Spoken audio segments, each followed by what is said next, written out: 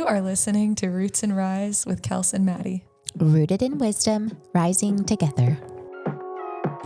So today we are driving the struggle bus. It's 5 a.m. And we're in my garage gym that we work out in. We moved the workout around because we have a goal, and that is to bring recordings to you every week. Yes, and when we have life hitting us in the face, I think that sometimes we just have to make do. And even the girl at the Starbucks drive-thru this morning was like, "What are you doing up this morning?" I was like, "What are you doing up this morning?" I'm a podcaster. I literally told her, I was like, well, you know that I will. You know that literally everywhere I go, I'll be like, "Hey, we're doing a podcast." And the girl, hey, shout out to my girl at Volcano Sushi who has been listening with her staff mates. I love you, Volcano. We got a message from. Did you ever respond to the message from the Trader Joe's worker? Okay, this should be a general note of rule of thumb for everyone listening, but I am the worst at responding. Okay. So I need to be better, and so I will respond to her. Okay. Yes. Yeah, Kelsey just makes besties everywhere we go, and we get DMs. That's only because you do that, and I'm like, I gotta be on. I gotta be on it. Okay, but it's 5 a.m. And I feel like there's been a theme of struggle, I would say recently, but mainly I think if you're really anyone in the world experiencing life, then you're experiencing struggle. Today, we're sort of gonna enact a little bit of a Dr. Phil situation where we have Maddie here who has been there, done that. And I am currently in the thick of a lot of, I would say, personal strife, meaning that it's not necessarily bad, but I'm going to walk you through a couple of scenarios. First scenario, I have a 13-year-old dog whom we love so much. We were told that she was not going to make it through the weekend 2 weekends ago. And she is still thriving. So I am grateful for each and every day. But she looks younger now than she's ever looked. And it's been 2 weeks. And I'm like, so it's is this a divine miracle or? I don't know, but when I tell you that it has put my entire life on pause because I can't do anything because I'm like, what if she's not well and I'm not seeing it? So every moment of every day, I'm trying to look.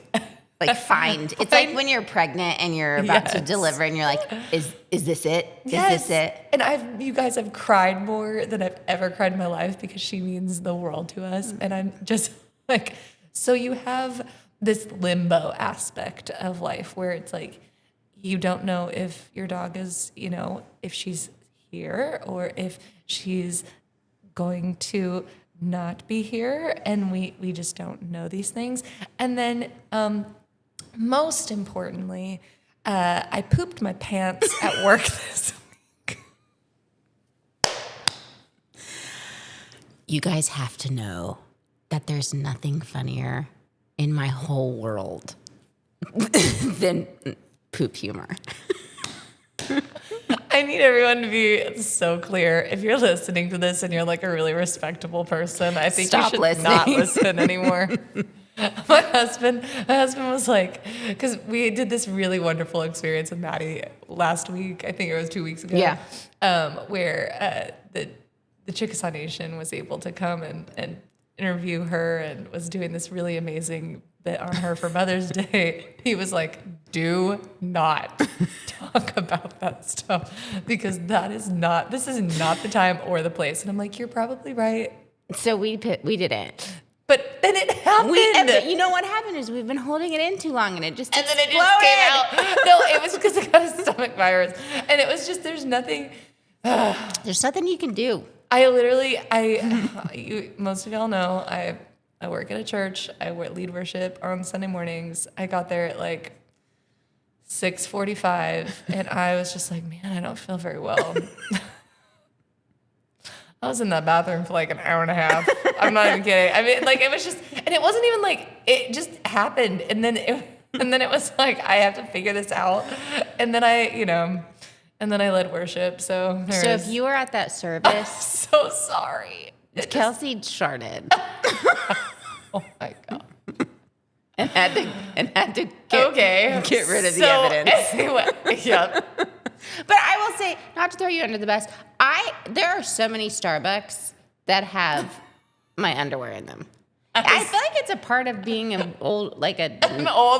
No, we're not old. Part of being an old lady. Like, welcome to your 30s. Hey, you're gonna poop your pants. I actually watched my birth video yesterday because I was just what? Like, I miss my babies so much. You watched it? Well, they're getting older, and so I was like sad. So I was looking at them. Yeah. I was looking at their videos and like pictures of when they were first born. Because my friend gave birth yesterday. Okay. So I was like, that's really cool. Okay. So like, there's like a reason for you. And so I was looking at the videos and I was like, they were so sweet. But I was like, oh, that's why. You want to know something crazy? Why. I have never seen a vaginal birth. What? Ever. Because when would I have seen it? I didn't watch they were like, do you want a mirror? And I was like, no. It will be like sucking something back in if you do that. Absolutely don't need a mirror. I don't think anyone wants a mirror. Nobody wants to. Well, no judgment if you want one. But. So some people do. It's beautiful to some people. I was like, no. Nothing will come out of me if you hand me a mirror. Okay, this is truly like 5 a.m. where we're just like, this is the most pure version of us I think you could ever. Somebody was like, I wonder if you would be interested in a morning show, and then they listen to this episode and they're like, no. Or they're like, yes. Or they're like, actually, this is great. You guys footage. Are amazing. Let's do this. So anyway, yeah, my husband has seen plenty of vaginal births. He's also does epidurals too, but I've never seen that, and I don't really need to. I don't think anyone needs to see it. Yeah. I mean, I only had an emotional attachment to it because I'm proud of you. Thanks. Yeah. You've had 4, so I'm proud of you too. That's probably why I've had 4, because I've never seen it. Because you're like, I just keep on. So, okay, we're gonna get back to like the point. We're gonna spiral this one. I know this one's struggle bus. It's a bit of a struggle. I would say the biggest thing right now is that my life feels in many ways, in my career, in my family life as I transition from, as I move into motherhood, into this even newer season, which I'm about to have in just a handful of months. I'll have a 2 and a 4-year-old, which is crazy to me. And I am also I think that there's so many unknowns right now. And I just feel like I don't have the tools. And we've talked about this. Maddie and I talked about this yesterday. I've cried about this to her probably more than I've cried about this to probably anyone, is I miss my mom so much in this season. I miss her so much in this season. And for those of you who aren't aware, she passed away when I was 15. And I know I've lived more life without her than I lived with her, but I still need her right now. And so I'm like, I laugh a lot. I love to make fun of myself because it makes life so much better. But it's just also there are some seasons that are a little bit heavier. So I'm going to start by asking Maddie, when you are on that maternal struggle bus, when you are needing reassurance and you're needing that you're doing just fine, you're doing okay, it's going to be all right, and you're feeling a little isolated, what have you done? What have you done to help yourself? Yeah. I want to preface this with saying it's not that I've had a struggle and now I'm perfect. Right. I'm in between seasons. We're huge believers that your life is kind of like this. Yes. So where Kelsey is, I've been, because my kids are a little bit older than hers, so I can throw knowledge at her, but take it or leave it. So when I'm having a maternal struggle or feeling unsure of myself, or I've just felt like, what am I doing right? What am I doing right? a big part of my life has been prayer. You know, there's a lot of power in the prayer of, God, let your will be done. It takes all the power away from me and it puts all of it on him. Yeah. And I'm like, let your story unfold. I feel like there's purpose in everything. Let me live that. And then also, I am a huge believer that we need girlfriends. Yeah. Because I love my husband, but there's so many aspects of my life that he will never understand because he's not supposed to. My counselor once told me, you know, he's not supposed to be your best friend. That's what women are for. That's crazy. And I was like, huh? Sweet, good. Because, like, that makes things a lot easier. Like, what did she say then? That it wasn't like, because that's an interesting perspective. I've always believed that, like, your partner is your best friend in some aspects, right? But, like, what does she think? It's a marriage between for us, it's a marriage between a man and a woman. So we have different ways of thinking and different ways of approaching things. And like I said, there's so many aspects of my life that he just will never understand. And there's so many aspects of his that I will never understand. So I need to have women that I can go to without having to over-explain and them just go, oh, honey, I know. You're doing fine. I have been here. You're going to get through this. Whereas your husband, definitely speak to him. And he can just go, I love you. I love you. I'm proud of you. But it's a different level of understanding that we need. I think that friendships, that's like the one thing. I will say that is it's been my greatest love and also probably my kryptonite in this life because I put so much leverage into my friendships because they've been family for so long, you know? And I think that this part of my life, it's starting to even like come back around even more so where I'm trying to, Maddie was gone for a week and it was really hard because I was like my person that I do life with, she's like gone, and I think it was a good thing because I needed to be reminded that I have a life outside. That sounds so bad. That sounds like You don't. I do. Stop right there. I love her little like quippy things though, where I get like messages where I like take pictures with other friends, and she's like, "Hey, No, you didn't. let's be aware." I was like, I love that. I think you're a little too close. That makes me happy. No, but it brought a lot of, I guess, a lot of awareness to the fact that like I really put a lot of weight on my friendships, and I like that to some degree. But here's a real question for those on the struggle bus who are just like, how do we know we're putting too much pressure on people to be there for us? How do we know that? What do we do about that?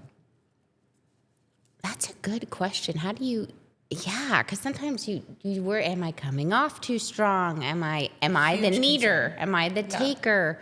I think that a lot of times, if you sense that people aren't giving enough to you, if you sense that they might be avoiding you at times, they're not responding enough, and you think it's a them problem, it might be time to reassess. Either they don't want to be as close as you want to be, or they don't want to be taken from as much as you want to take from them. Okay. And so when you feel that that's happening, but you still want the closeness and you know that you need to be giving, like if, or say they need some distance, that's okay. Like what's the next step then?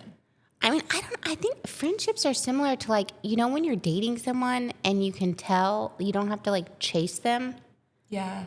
It's kind of the same. Like when people want, it's a mutual like want from, it's easy. Yeah. And that's kind of how you know who your people are. You don't have to chase them. Yes. I think that that's right. I think that there are some of us who are like overthinkers, and so we probably go overboard with a lot of the processing of friendships. I think that the first thought I had when you were saying that was if you're a taker, if you're like in a process of you're in a friendship, it's going really well, or even if you were like, I think you could apply this to like romantic relationships too. I think that this is accurate in my marriage actually right now is I've been the taker for a while. Like I've been the taker for a long time. And I like being the taker because it feels nice, you know, it feels good and it fills your cup. But then I can see him struggling because he's giving constantly, you know. He's giving constantly to me and to the girls. And so like trying to figure out ways to give back to your friendships and to your relationships, to your family. I mean, what would be ways? I hear you. I have learned so much about serving my friends through friendships with givers. Yeah. So I actually was probably the polar opposite in my 20s of I was not a giver in relationships. So it was kind of like, you want to be friends with me? Cool. Okay. But like, I'm probably just going to show up if you invite me and hang out if you call me, but I'm not going to be the one that's like putting the effort in. And I realized I didn't have that many like deep connected relationships. So I've been lucky enough to have friends who were like not super put off by that and kept going with me and kind of forced me. I think Courtney, she has been someone who has taught me so much about friendship.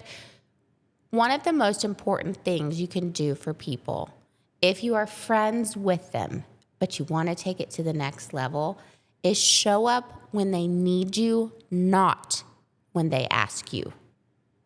Yeah. Okay. So I remember I had a surgery and there was complications and I had to be, alone with my 4 kids. Andrew had to go back to work and Courtney knew all about this. And she just had her kids, she has 3 little girls as well. And they went to their grandparents for the weekend. So she had a free weekend. She had her husband drop her at my house. Just showed up so that she didn't have a car and I couldn't say, get in your car and leave, and said, I'm here to play with your kids. I was like, no, don't do that. She goes, go to your room, watch TV, take a nap. I'm here to play with your kids. It really makes me cry. It was the most incredible thing I think that a friend has ever done for me. She thought of everything. She made it to where she knew I needed her. She knew this. She knew I wanted that deep down, but she knew I would say no. So she took away all the barriers of me being able to push her away, and she showed up. Courtney, when you're listening to this, I want you to know that I think you're like an angel walking among us. So. She is. God bless you. One of the purest people. I learned so much from that. And so a lot of times I have found it is our job to check in for people, for sure. It is not their job to ask for help. We show up. That's how you show. And sometimes maybe that's how, you never know how people are with relationships. Maybe they have trust issues. Yeah. So you doing things, actionable steps, showing up for people in physical form without being asked, maybe it does build so much trust that they're like, okay, that's my person now. Yeah. You know, like, okay, we are bonded on a different level. Maybe I didn't at first want to be that close, but this person is incredible. I can't push this person away. They don't come around all the time. That's really, yeah. And that really puts like perspective. And so let me go further on this because of course, I mean, some of you might be like me right now where you're like, of course, I need to be doing more and I need to be better and I need to kind of get to a different level, especially with there are people in your life where you're like, that's a special person. There are few and far between of those, right? And I think that you're a great example of somebody who's been giving since the first day we met. You've been giving, giving, giving. And I'm like, how do you give back to somebody who has you have the answers? You've got what it feels like you have it all.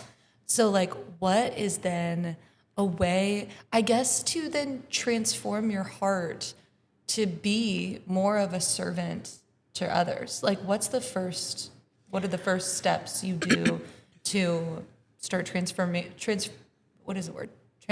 your heart to being more of like service to others?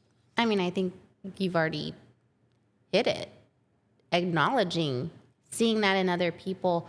You're not seeing me, you're seeing God through me. Mm-hmm. I'm allowing him to work through me. And I don't need you to give back to me exactly what I'm giving you. I don't need that. I need to give it to you. And you're not always going to find people that are safe like that because they haven't been through it. Yeah. And so maybe those aren't your people. Yeah. No one should make you feel bad for needing. That's good. They shouldn't. And if they do, that's not a relationship that's probably going to serve you in the moment. It might come back. Mm-hmm. It doesn't mean anybody's wrong, but you bring a lot of joy to me. I love you so much. Just being near you makes me happy, and it's a gift.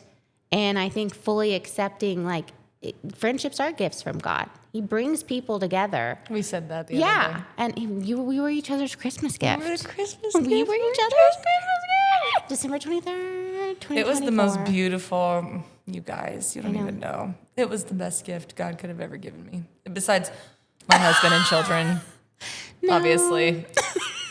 No, it's understood. Those things are understood. Obviously. But really what I mean by that is it's one of those things where you don't realize where you're at in life until it kind of hits you in the face. And by the time it was hitting me in the face, Madi came and was like, I've got you. I'm with you on this. It was basically October, November, where I was like, I'm not well. Like, something is not good. And I couldn't figure out what it was. I couldn't figure out what the work-life balance was. I was working so many hours, you guys. It was just, and respectfully, it just wasn't, there was something about it that was not in alignment with who I really was. And who I really am is a person who's going to be there for my children. That's who I really am.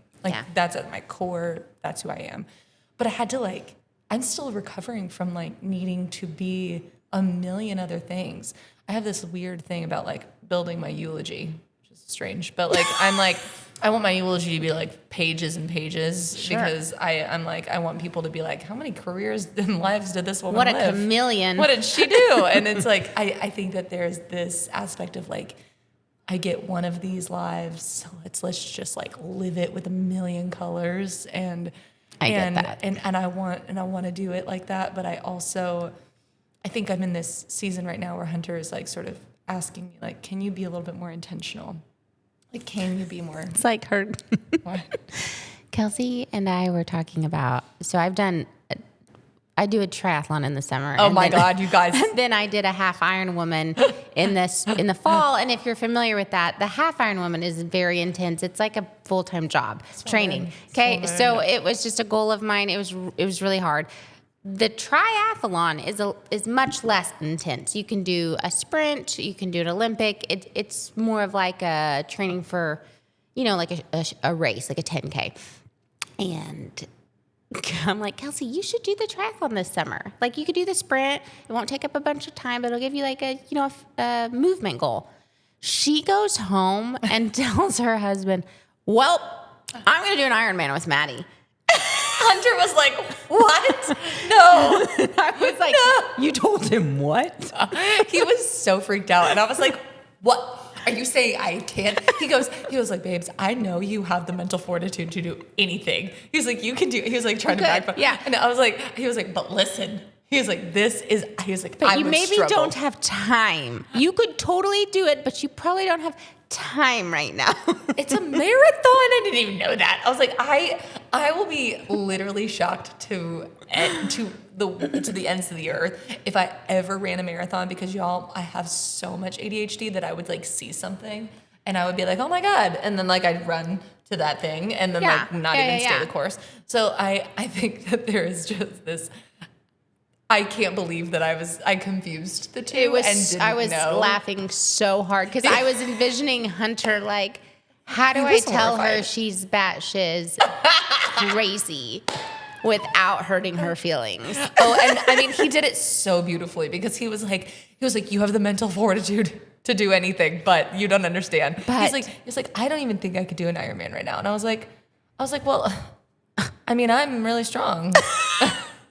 What do you mean? That doesn't mean I could. It's like, I can swim a mile. I was like, I can do that. And he's like, I didn't say that because he would. But in your head, you're like, no, I could. So anyway, that's just a good.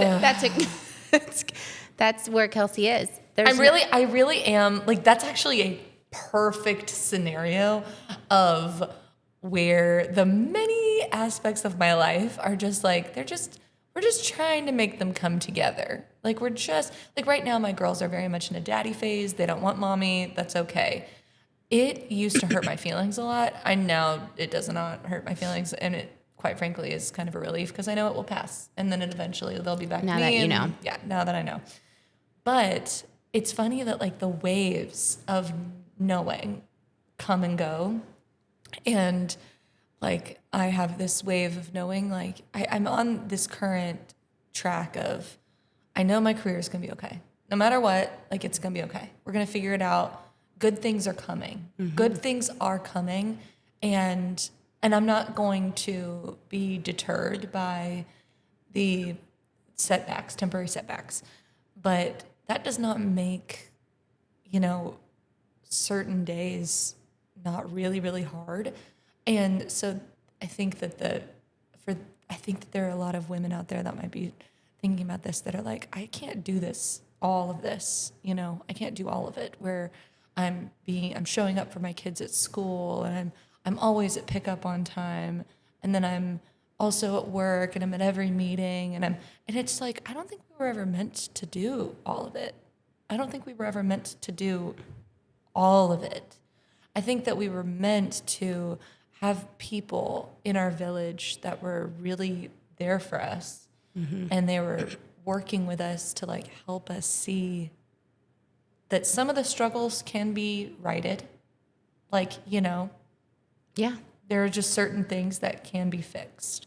For example, I would say that there's one thing, I'm not gonna like go into whole detail because a part of me, like we've kind of agreed that we're not gonna like talk about it until it's fully over, but I've been like working at this one thing for like months now. I've been working at this one little thing. And it is like taking every ounce of energy and time, and it's like a succubus. I'm like, I need this to be done. I need this to be done. Mm-hmm. And Maddie was like, you have one more week. Give it all you got. Go all in. Do everything you can. And if it fails, it fails. But at least you gave it everything you had. Like, if it fails, you'll try it again at some other point. Mm-hmm. But like, you need to know when it's that tail end of the marathon. Yes. You need to know when you've got like, not that I've ever run one, but like you need to know when it's like you've got 2 to 3 more miles left of this. You're almost there. You're almost there. And then listen, there are people that run marathons once, twice, several times a year. It doesn't mean it's going to be your last time running. It just is like, we're in the 2 mile stretch here. Mm-hmm. So you need to like stay, like lock in. And I think that right now, the struggle bus for me is that it's just like, my house is a disaster. Mm-hmm. I feel like I'm not giving in the areas that I need to be giving. I feel completely disorganized in every other aspect of my life. But I've got some knowledge. You've learned a lot. I've learned a lot from this one little pocket of focus on this one thing. So this brings up 2 things in my mind. 1, scarcity mindset. 2, the village conundrum. Scarcity mindset is, as women, we are always looking at what we're not doing. We are very rarely looking at how much we've done. Yeah. You've learned so much in a short amount of time. You've been there for your children.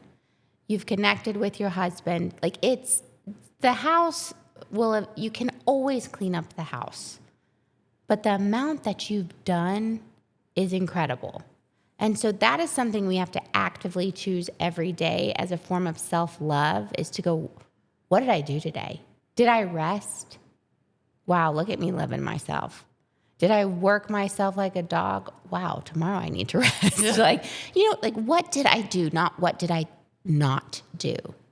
And then the second thing is the village aspect. So when I just had 2 kiddos, my husband was in residency, and we didn't have any family in town aside from my sister, who was, working full time and then having her own children. And we couldn't afford help. And so it was a very hard season to do everything on my own, because if you're familiar with the medical world, residency is like, okay, the worst time of your life. They're worked like a dog. They are the underdog. We had personal struggles. It was just a very lonely season for me and a very hard season. I can tell you now, back then, I had that feeling of I am always behind. My house is always a disaster. When do people clean their house? My laundry is never up. When do people do that? Like, my kids are loved, but you're supposed to bathe them every night. Like, aren't you tired? So, Aren't you tired? And so I can say in this season, if you're doing it all on your own, or even just you and your partner, it's not enough. So don't be so hard on yourself. We were meant to do things in community, but society has transitioned to very much so just the immediate family. And it's uncomfortable to let people in. It's uncomfortable to allow help. A lot of people don't have extended family to help. If you ever look at my life from afar, know that I have so much help. It is not me killing it. It's me delegating. I have someone do my laundry. I have a nanny. I have family in town now. Andrew's parents moved here. Andrew he still works a lot, but he's a lot more emotionally present. And I have friends. My kids are a little older now. They go to school. It's that whole, we live in a time of solitude where we see what everybody's doing, but we're not actually around that many people, and we don't have any help. Yeah. And I think that social media has done us no favors in looking at everybody else's life and seeing what everyone else is doing, comparing that with your current situation. One thing I love on Instagram and YouTube is when people are showing their homes, and they're normal. They're like regular homes, normal people homes.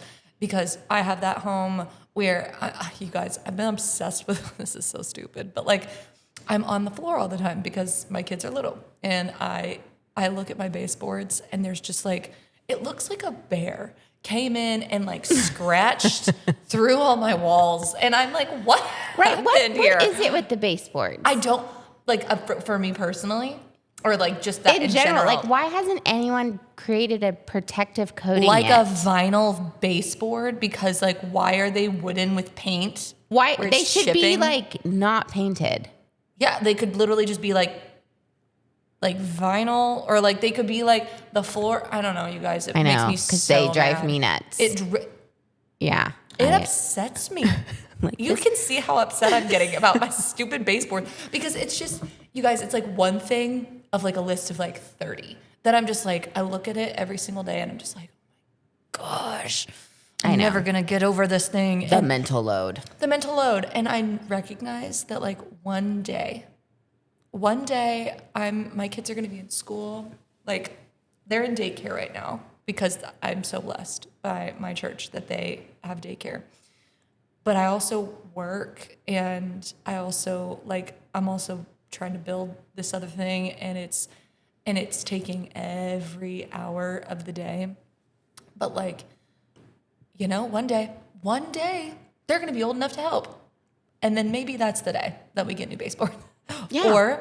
Or one day you and I come over, and we're going We're gonna no. You don't want my help with that. We're not doing this. We're actually just gonna eventually we're gonna make enough money where we're gonna pay somebody to come in and put new baseboards. I don't know how to do stuff like that. I'm a delegator. Listen, I've tried a couple DIYs and realized this is going to be way more expensive than hiring somebody. I'm like, okay, that's the other thing, the struggle bus. Like, there's like some things in my house where I'm like, God, I don't have enough money to hire this out right now, so I could just figure it out myself. Turns out you cannot reupholster 6 dining room chairs by yourself in the span of a nap time. You cannot do it. It is hard. And then I was like, well, cool. So we're going to go back to regular. But then, like, how do you even get the chairs in your car? Like, to get them to the reupholstery place? I know. You have to have a truck to do anything. I don't like any of this. I know. It's all too much. So then we just throw in the towel and go, okay, we're enough. Those stupid chairs will just be fine. They'll just be fine. They're just things. It's just a season. And, you know, it reminded me of something that I think about almost every day. Something that is a pet peeve of mine is when people are like, you're going to miss this. Be present. This is a time where, and I'm like, I can tell you for a fact looking back, like, I do not. I do not. Like, I don't know if I sent you that video of that mom who's sitting there with like 5 kids, and her friend is singing to her, and she's like, "You're gonna miss this. You're gonna want this back." It's like, I'm gonna love having grandkids who I can return, but man.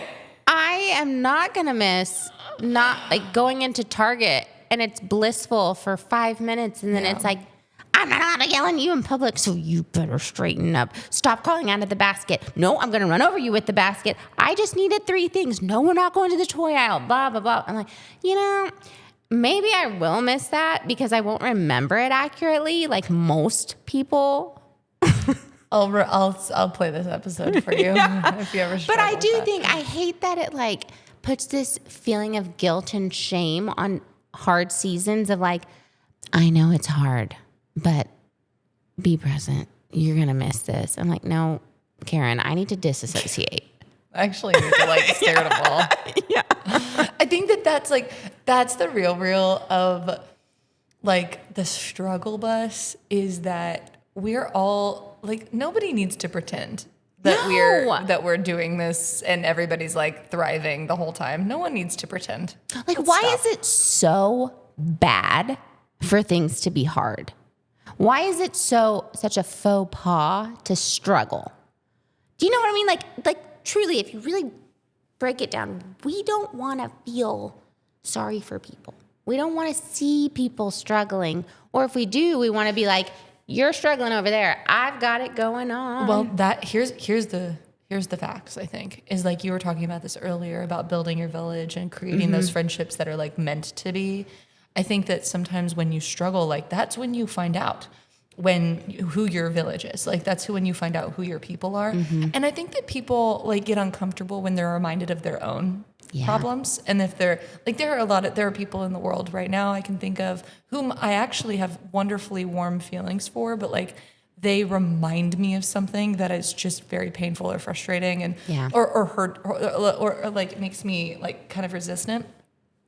And I'm like, and you can see that develop in the way that I am around them, you know? But then I guess back to the point, I think that when you're in the midst of that struggle, when you're in the midst of that hardship, that's when you get to find out who your circle is, you know? Right. And it's not a negative thing. No, it's right? actually a really good thing. We cannot have 1,001 people in our inner circle. That's not how that works. We've got to have people that we can trust that are going to be there, that are going to show up at our house when we've just had surgery and we're struggling to take care of the kids, and the husband's at work and they come and they pull a Courtney. They pull a Courtney. That's what it will forever be known as. They pull a Courtney. So here's the knowledge bomb of that. I was listening to a podcast the other day that my sister sent me, and I was telling Kelsey about it. And it was talking about how struggle and grief happen your entire life. They're cycles. You're triggered by things, or things just are thrown your way. And we oftentimes think, well, I struggled, now I'm good. But it's not true. You're just in between. And if you can look at it as, okay, I'm starting to struggle again, or I'm starting to grieve again, I'm starting to feel things. What happened last time I struggled? I remember it being hard, but it wasn't necessarily bad, because who I came out on the other end as is who I am now, who is much more intelligent, beautiful, emotionally connected. And so I truly think that God, like, struggle is one of God's greatest instruments to use us. Struggle is when you develop deeper relationships with people. Maybe it forces you to segue away from people who are not meant from you. Struggle draws you closer to God, because we all pray. Even if we don't believe, we pray like, God, please just show up here. He loves that. Yeah. I believe. I mean, as a mother, if my kids don't ask for anything, and then when they're really in their darkest moments, ask me for something, I'm not put out. I'm like, yes, I'm here, babe. Like, I literally read that yesterday in my daily devotional. Did you? In the one that you Yeah. suggested. Yeah, she was like, she literally talked exactly about how, like, God wants to give to us. There is this huge desire to want to be there for his children. But I think that God is going to find us wherever we're at, but I think also calling out to him. You can be the biggest taker always with God. Yeah. Ooh. You can. That's who you can endlessly take from. And the beauty of it is the more you take, the more he gives, the stronger you get, and the more you have to then give. Yeah, that's so good. And it's everything, I think, is instrumental in this world of God's divine plan of growing us and connecting us and just sharing his love. Yeah. So if you're open arms with each new struggle, and you look at it as, okay, this is something big is about to happen. I'm about to learn. I'm about to connect. I'm about to fulfill more of my purpose here on earth. It becomes less of a bad thing. It's going to be hard. Yeah. But it's more of an empowering thing, which is pretty cool. I love this. Yeah. I love this so much. Okay, so last thing, just to wrap it up, I want us to review, like, we were talking about the struggle bus. And for those of you who we know we're all on it, we know that we need our village. We know that we are a community of people that we can rely on. Overall, we know we need God. We need God in our corner, and we need to call out to him, because he's going to be there for us no matter what. And as per usual, I think that when you're on the struggle bus, humor is usually the best medicine for all of it. Sometimes you got to poop your pants. Sometimes sometimes that's going to happen. It just is. I don't know. I mean, man, there was a time when I was like, wouldn't it be nice to be like a fancy, respectable, like, beautiful woman? And now that's And now the world knows that you pooped your pants and then led worship. And can I just say this, though? I'll never not be this person, so I just have to own it.